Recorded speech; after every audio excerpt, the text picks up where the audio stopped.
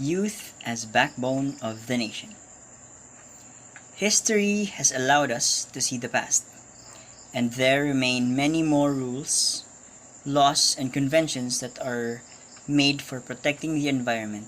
Yet even now, until now, there is no effective implementation. For this implementation, the youth play a vital role. It is believed that nations with vast youth populations could see enormous development if they put resources into young people's education, health, and protect and ensure their rights. For the rules, laws, and conventions to be very effective, the governments of the world have to invest in the youth. Their education, health, and their rights have to be ensured. What are the youth's role in protecting the environment? They can change the future of the society with their well-being and courage. The youth is the most imperative and dynamic fragment of the population in any nation. By applying the greening knowledge at home and schools, we can help to market city a greener city. Discarding computers, electrical appliances, and rechargeable batteries can seriously harm the environment. The youth are the future. They are the ones who are going to continue what we do today. Since they are more exposed to technology, they have more access to information and knowledge, therefore are more suitable for the job.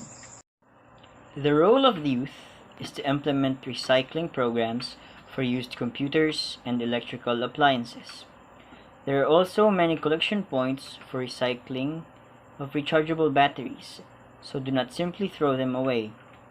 Youth have a role to play in environmental and conservation efforts that will improve livelihoods. For now, this is the role of the youth. They can start by recycling old and used up computer parts and other electrical devices. They can recharge batteries instead of disposing. Little things like these that are done can be set as an example to the people around them. So, making the problem the solution. Modern youths are relatively more exposed to technological platforms like social media and other dimension of multimedia platforms. The modern use of these could be more beneficial to all by implementing educational learning through this platform and spread it in the community. So as we know, the youths are very more engaged in using technological platforms like gadgets and also the social media. This engagement, not just by the youths also almost all of the community, greatly affects the negative outcomes to our environment, such as making of gadgets and new improvements will consume natural resources at the environment and it would damage the atmosphere just like carbon emission that caused by the industrialization. And carbon emission releases carbon into the atmosphere and it would result to global warming. But what if we use it as an advantage? So especially as youth that mostly uses the gadgets or the products of industrialization, we must use it to educate. We could use our gadgets to educate one another the proper ways of helping the environment, such as recycling, planting trees, and other ways that could help the environment. In that way, one of the causes of the problem, which is the industrialization that produces that or the industrialization that making gadgets and technology and technological advancement, could be instead of a problem could be a solution to help heal the nature. So next, youth has greater advantage in using the 21st century gadgets and promoting nature by means of emphasizing the beauty of nature, its benefits, and sharing the view of nature. Not just by educating, we could also show how beautiful our environment is and its functions, or how important its function, to see or to let other people see that how is it important to protect and preserve our environment. At the same time, realizing all drawbacks of excessive resource gathering and damaging nature by simply not putting waste and hazardous chemicals to its proper disposal. Reflecting on these terms, youths can be informative just by making videos, sharing, and spreading it in social media platforms. So since we are more capable to use the product of industrialization, which is the gadgets, the technological advancement, the social media, making videos and sharing it to the community could be a big help, not just for the environment but also as the community who could benefit the most of it, because we are the ones who need the environment from the first place. Modern youths are relatively more exposed to technological platforms like social media and other dimensions of multimedia platforms. The modern use of these gadgets produce more dangerous chemicals as it uses more greenhouse effects that may suit for destroying the environment. Meaning, ang social media platforms manggod na ginagamit sa mga kabataan karon kay naga-use gid siya og kuan kanang gadgets especially. So the more nga nagagamit og gadgets ang mga youth, or dili lang youth, basig kinsa na mga tao, the more nga increase ang development rate o ang production rate sa gadgets. And syempre as gadgets mag-cease magina siya, cease to desist magina siya. So sometimes time nga makuha na gid siya ma-expire or madaot.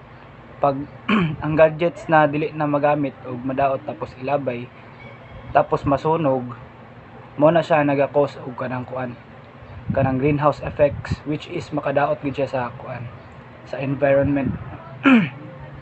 Kay ang mga chemicals ana kay dili man kanang hazardous man ang mga chemicals na gigamit sa component para sa mga gadgets. So mo na siya.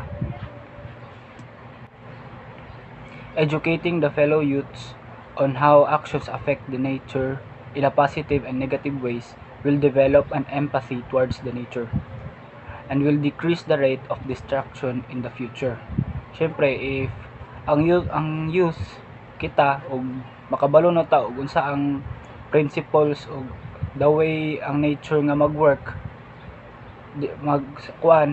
tapos on how our actions will on how the nature react on our actions, depending on our actions mo makuan gid kanang ang youth is ma-aware, then magka-develop siya og empathy towards nature. So in a long term, pag ang mga youth nato is makabalo na unsaon pag-alaga o pag-sustain sa tuang nature, ma-decrease gid ang rate sa destruction sa nature in the future, or it will in God's will mag-regenerate og balik ang ato ang mga na-destroy nga mga kanang natural resources. By participating outdoor recreational activities like hiking, camping, or trekking, and etc., they will learn to value nature since they have experienced it in a first hand. So pag ikaw jud mismo kanang physically o kanang kuan nakita jud nimo ang ug unsa gid kanindot ang nature ug unsa ang iyang ma-provide sa tao ug labi na kanang ang scenery sa nature ma-appreciate nimo, then magka-develop ikaw og kanang sense of kanang pag-value sa nature kay syempre murag na naman kay kuan na kay connection with sa nature ba mo nang the more gid nimo nga makuan the more nimo nga ma-value ang nature magsige ka og kanang apil og kanang mga outdoor recreational activities. Then next, joining groups organization can widen their perspective and can lend a helping hand not just by spreading information but also joining nature-based programs such as tree planting, collecting trash on trails in mountains, and inviting more interested youth and etc.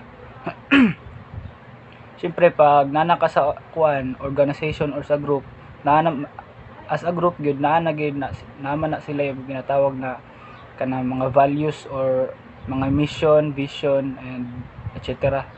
Mag nana sila way ug unsaon pag sustain ug unsaon pag protect sa nature. So kay naga-engage man gid sila sa kuan nature.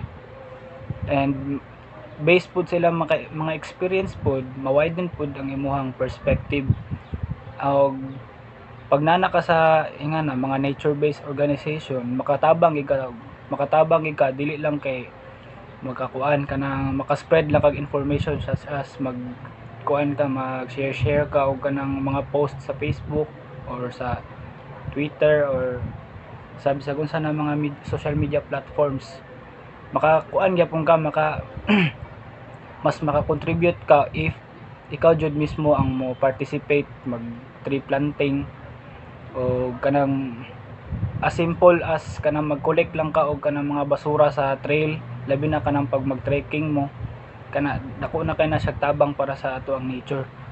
Tapos og maka-invite pagid ka og kanang mga mas kanang kuan kanang pareha sama nimo nga interested sa nature.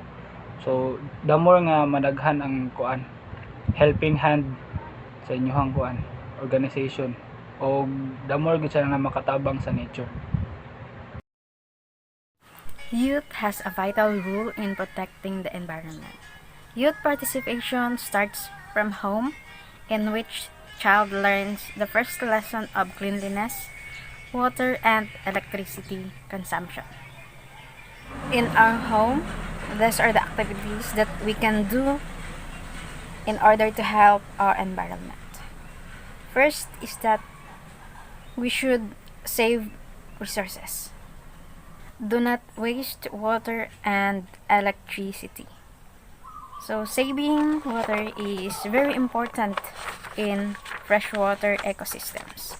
By doing simple things such as turning off your taps when you are rushing and taking shorter showers can help to save water. Turning off the lights and other electrical devices that you don't use them are a big help in saving our natural resources. In our home, we should recycle more often.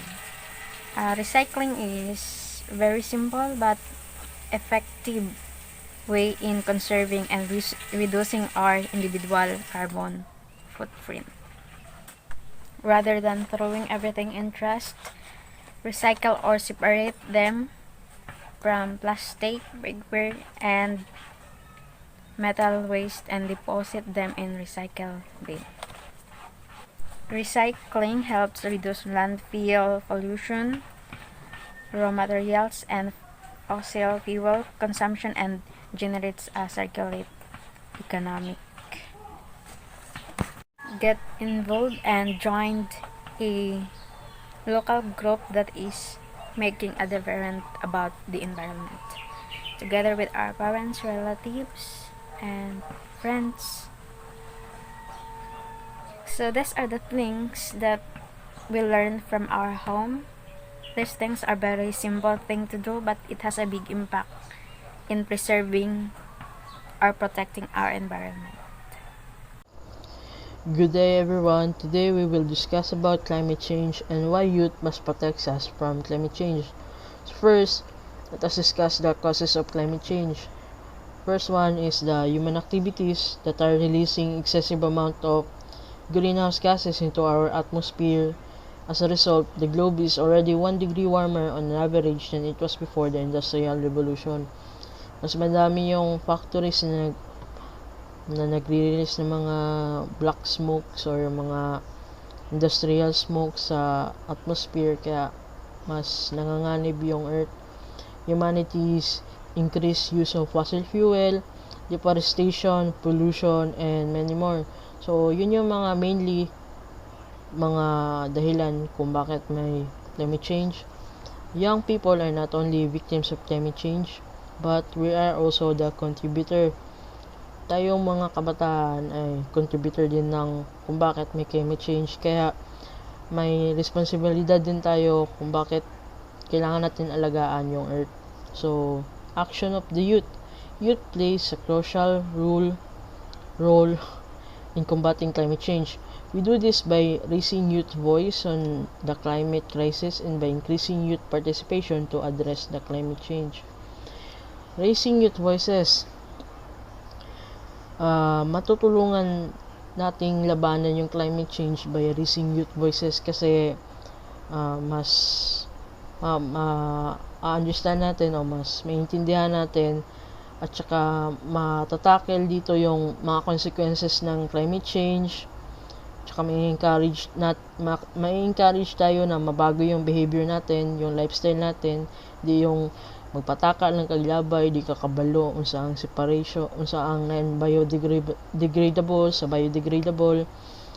Tsaka mag-help na mag-adapt sa climate change. Tsaka kung maririnig man tayo ng nasa gobyerno by raising youth voice, kung maririnig man tayo sa gobyerno, matutulungan nila tayo na magsagawa ng batas na makakatulong para labanan yung mga causes ng climate change o mga batas na magle-lessen sa effect ng climate change. Increase participation to address climate change. In Mongolia, for example, air pollution is a source of health problems for many.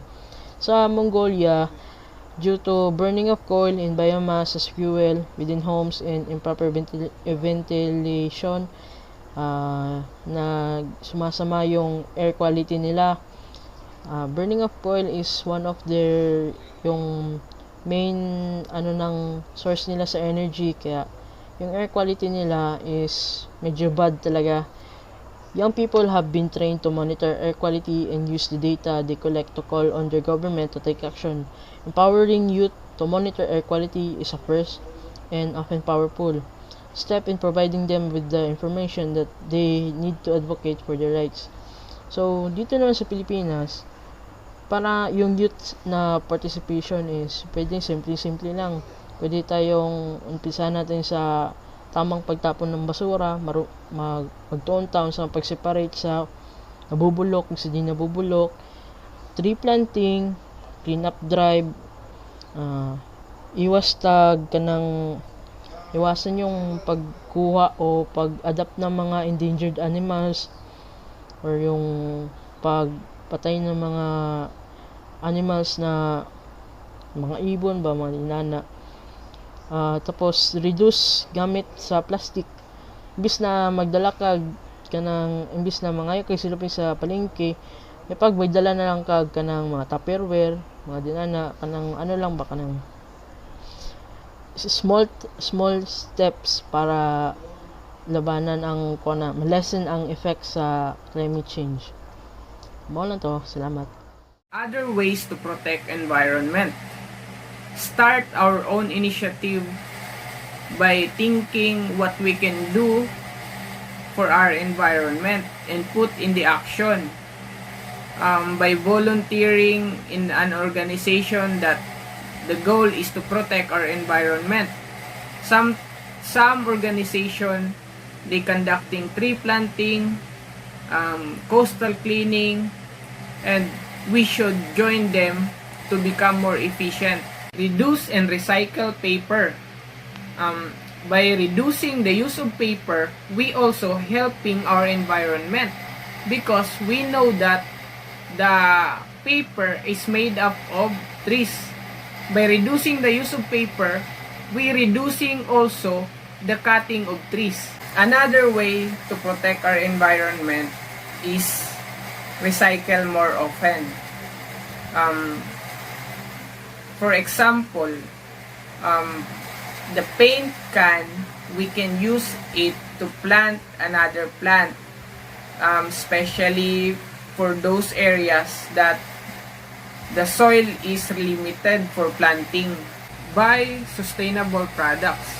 Instead of buying a single use of plastic, we can buy an eco bag that is very sustainable and helpful in our daily life. Only buy what you need. Sometimes people buy things without thinking what they are really need, and it become damaging our environment. Buying materials or products without thinking what we are really need, and also it's a waste of money. The action start with us. Be responsible human being.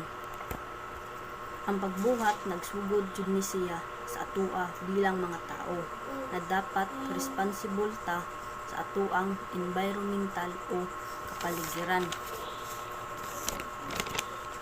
Sampol ana, responsible ta na alagaan ang atoang kapaligiran. Recycle. Ang mga basura dapat atoang ilabay sa dapat na labayanan ug atoang iwalay ang nabubulok o hindi nabubulok. Ang pagiging volunteer, dapat kabulot ta manglimpyo sa atoang mga palibot. Kung naatay makita na basura na nakakalat sa atoang palibot, responsible nato ilabay ni sa tamang labayanan ani. Ug makita ta na mga basura sa mga kanal, atuan ning kuhaon o limpyuhan para inig-ulan dili magbara ang mga basura sa kanal. O pag tree planting, dapat mananumta og mga kahoy sa atuang palibot, labi na sa mga daplin o kanang mga sapa.